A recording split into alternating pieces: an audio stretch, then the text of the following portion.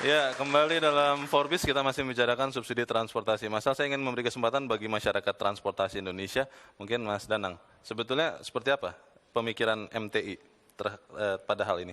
Ya, kita itu selalu bicara kenaikan kebijakan BBM ini hanya satu sisi ya. Sebagian besar itu bicara mengenai sisi keterbatasan fiskal pemerintah. Tapi kita juga lupa BBM itu untuk apa kan sebenarnya gitu ya. BBM ini kan untuk mobilitas masyarakat. Dan isu BBM ini selalu merupakan isu yang sangat Jawa sentris.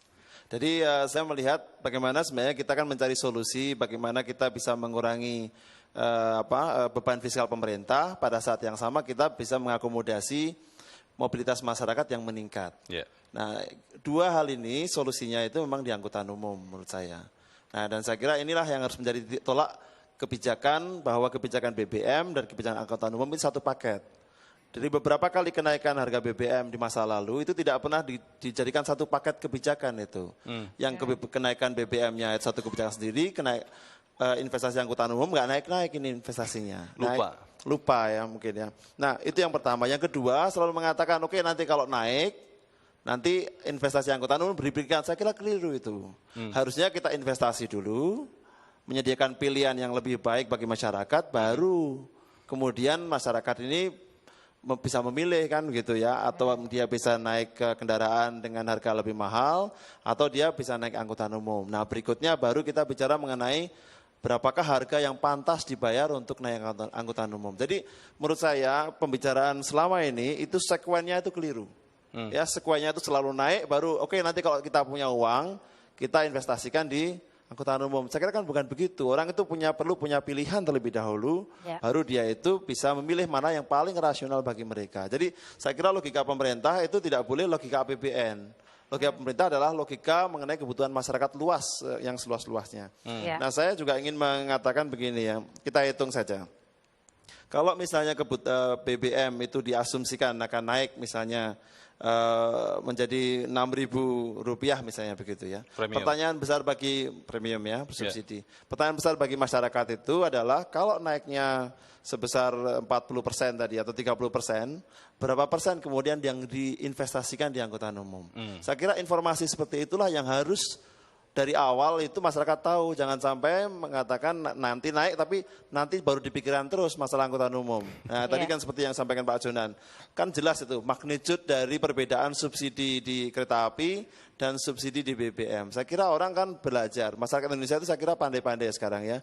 Dan orang itu harus diberi informasi terlebih dahulu, baru dia itu membuat keputusan yang terbaik bagi dirinya. Baik, Mas Danang tadi katakan infrastrukturnya belum ada, bagaimana ketika dikasih pilihan tidak ada itu tadi. Saya mungkin ke Pak Hermanto Dardak dulu. Pak Hermanto Dardak, bagaimana sebenarnya ketinggalan infrastrukturnya ketika sudah harus melakukan pilihan antara pembatasan atau menaikkan BBM? Ya pertama angkutan umum ya, memang angkutan umum ini kan bisa ngangkut banyak masyarakat per satuan luas jalan yang dipakai atau luas lahan yang dipakai. Jadi tentunya lebih efisien ya dari yang ada. Prinsipnya dengan demikian memang perlu didukung ya subsidi atau insentif lah di dalam sistem tadi. Mungkin ilustrasinya kita membangun infrastruktur tadi tujuannya tadi kan mobilitas ya. Membawa supaya perjalanan masyarakat, perjalanan dari barang maupun jasa itu tinggi, setinggi-tingginya yang merefleksikan memang ekonomi yang tinggi di kita. Nah untuk membuat tadi tentunya ada keseimbangan intermoda itu yang penting antara jalan dengan sistem angkutan umum tadi. Nah karena menyadari bahwa angkutan umum ini harus yang efisien tadi harus didukung, sejauh ini misalnya jalan tol ya, dulunya angkutan umumnya lebih mahal daripada sedan. Ini kita turunkan. Sekarang angkutan umum bus yang mengangkut 50-60 orang sama sedan bayarnya sama. Gitu. Artinya jalan tol tadi mensubsidi angkutan umum supaya lebih menarik tadi. Yang kedua misalnya busway. Busway ingin cepat dibangun. Ya udahlah jalan yang ada dipakai aja untuk busway. Meskipun jalannya dikurangi. Ini juga keberpihakan kepada dukungan kepada angkutan publik. Nah, namun di dalam perencanaan keseluruhan ini memang harus ada pengaturan antara land use ya dengan transportasi. Jadi misalnya gini untuk kasus Jakarta, kita sudah sepakat kota intinya di Jakarta. supaya mobilitasnya tinggi tapi juga aksesibilitasnya tinggi, bangunannya harus vertikal. Jadi banyak masyarakat yang tinggal di kota juga yang lebih mudah mencapai tempat pekerjaannya. Nah, disitulah angkutan umum harus betul-betul intensif. Diberikan satu subsidi, insentif yang tinggi, dan dengan demikian kita mobilitasnya menjadi lebih tinggi. Ya. Kemudian juga Masalahnya di kota, infrastruktur yang fit dengan kondisi-kondisi itu tadi kan belum disiapkan, Pak. nah justru Hermanto. sekarang ini disiapkan, misalnya di Jakarta. Baru sekarang ini disiapkan ketika kita sudah dihadapkan pada pilihan itu tadi, menaikkan BBM, mau Jadi tidak mau kita, diterima? ya BBM tentunya untuk membiayai ini semua ya, setelah kita punya keseimbangan tadi apa memang yang harus kita lakukan sesuai prioritasnya. Kita ingin memilah, misalnya Jakarta dibangun jalan lingkar dan radial. Kita sudah punya 2 lingkar hampir selesai. Ini intinya yang lalu lintas jarak jauh, lalu lintas barang ya. Lalu lintas barang yang cukup dekat juga. Ini kita angkat ke atas, masuk di jalan ekspres yang namanya jalan tol. Jadi kita pilah. Sehingga yang mobilitas barang jasa efisien.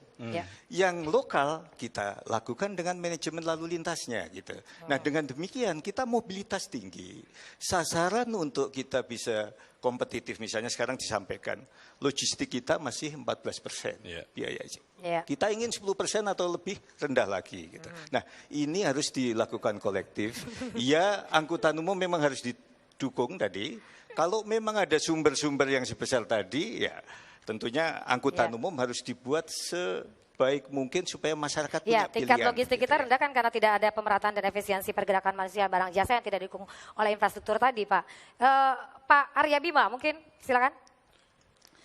Terima kasih. Saya membedakan 2 hal. Yang pertama soal kita persoalkan naik atau tidak BBM, kedua perlunya atau tidak subsidi transportasi. Yang pertama, perlu naik enggak kita BBM, ya kan?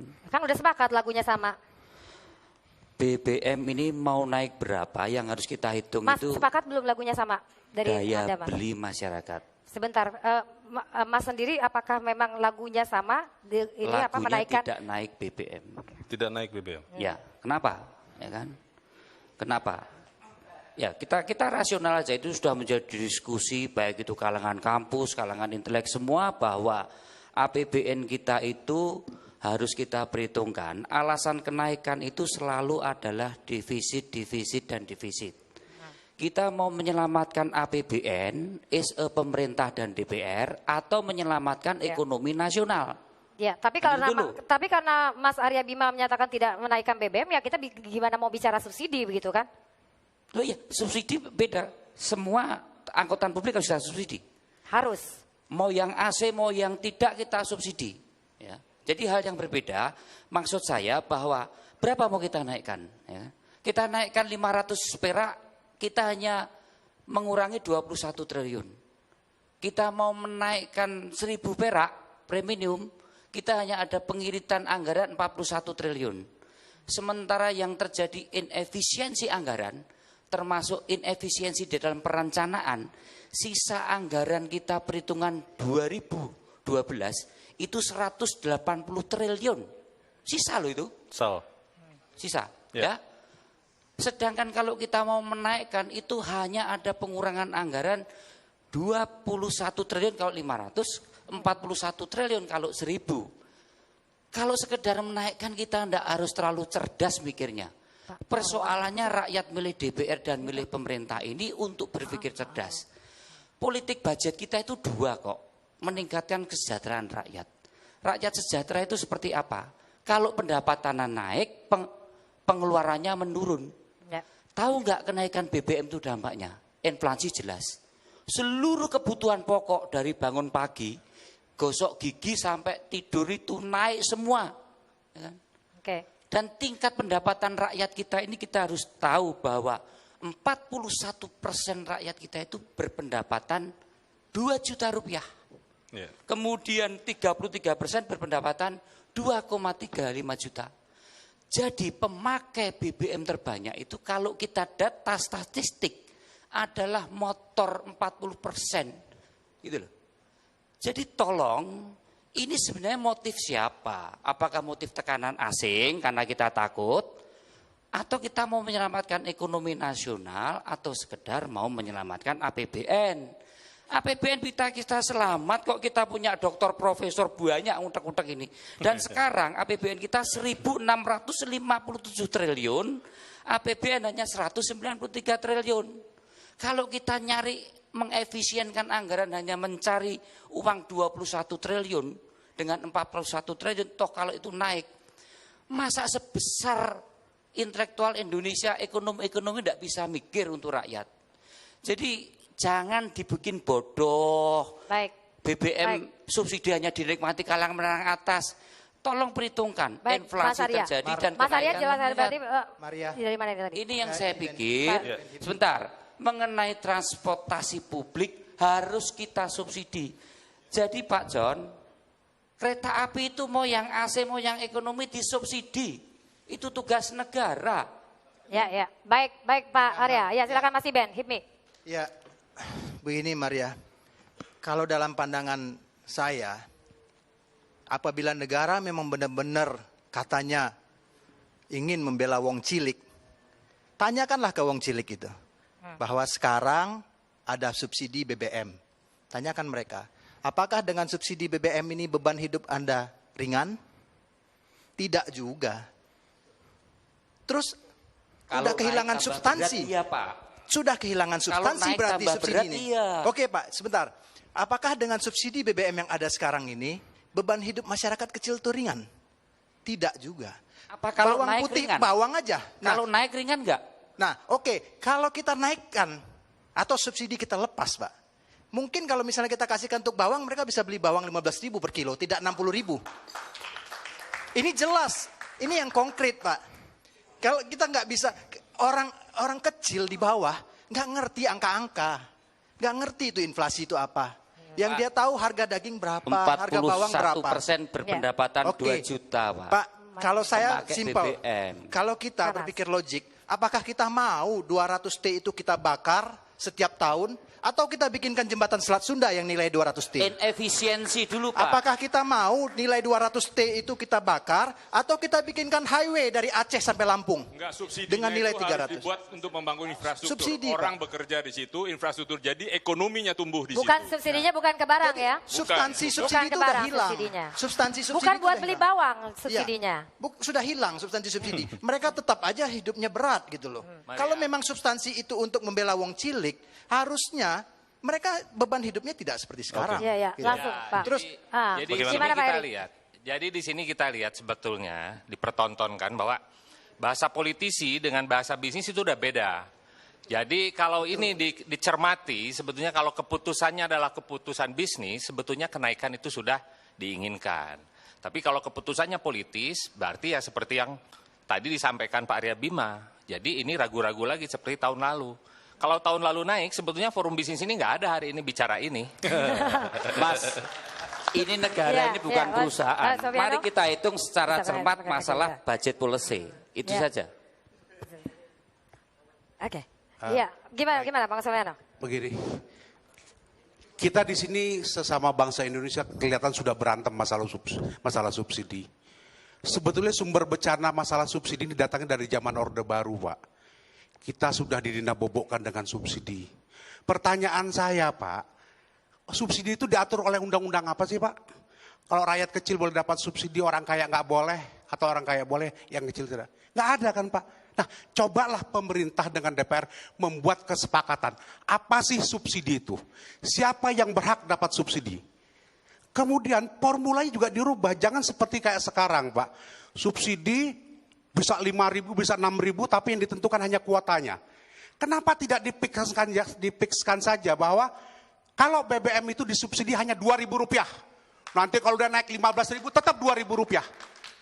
Formula-formula yang seperti ini yang harus kita pikirkan oleh bangsa ini, Pak. Jadi kita nggak ribut terus masalah ini. Yang untung media, Pak. Selalu masalah subsidi yang dibongkar-bongkar, yang dibicarakan, tapi nggak pernah ada penyelesaian. Nah, kita kembali, Pak. Tema malam ini adalah subsidi untuk transportasi massal. Itu memang penting, Pak. Saya tidak setuju dengan pendapat bahwa BUMN itu tidak boleh cari untung. Kalau begitu, kita minta undang-undang BUMN dicabut dulu, Pak. Karena undang-undang BUMN itu menyatakan bahwa BUMN itu harus cari untung. Walaupun Pertamina rugi jualan LPG 12 kilo 5 triliun tiap tahun, tetap aja dianggap untung. Ya. Saya juga bingung tuh kenapa menilai seperti itu. Ya toh? Nah, jadi artinya kalau transportasi massal seperti kereta api itu wajar Pak, karena kita tahu untuk angkutan penumpang itu orang kaya, orang miskin pun dia naik ke sana Pak. Oke. Dulu ketika harga pesawat mahal, saya kalau setiap pulang ke Semarang Pak, saya naik kereta api Pak. Itu. Nah ini transportasi massal. Kita belum bisa menjawab transportasi publik Pak. Tidak bisa transportasi publik ini diunggulkan di negeri ini. Karena beda Pak. Di Amerika naik mobil, naik bus, turun bus di depan rumah Pak. Kalau di sini Bapak turun, Bapak mesti naik ojek 5 kali nyambung. Jadi lebih untung beli motor, Pak. Oke. Beda. Baik, Pak Herman Agus Kita yang orang kaya nggak mungkin, Baik. Pak, mau naik Pak, bus nggak saya mungkin. ingin yakin. bertanya Lanjut, kepada Ojek. Oke. Dewan Energi Nasional. Di sini Ya, ada silakan mungkin Dewan Energi Nasional. Energi Nasional. Masih ada kan Pak, Tapi ya, Dewan kita Energi break dulu, Nasional? kita break dulu. Oh, oke. Subsidi ini sebenarnya harus dibuat undang-undang tersendiri atau enggak? Kita Ya. lanjutkan selepas ringan.